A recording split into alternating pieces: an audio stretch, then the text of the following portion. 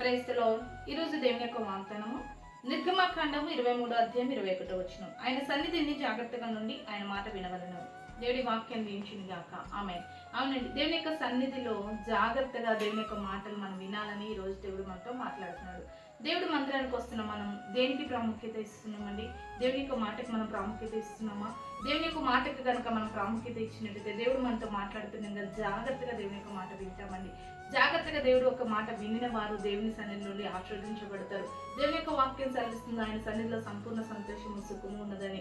దేవుని సన్నిధికి వచ్చి వారిని ఆయన ఎంత మాత్రం తోసివేయదని. దేవుడి మాట ద్వారా స్వస్థత, దేవుడి మాట ద్వారా రక్షణ, దేవుడి మాట ద్వారా విజయము మనం పొందుకుంటాం.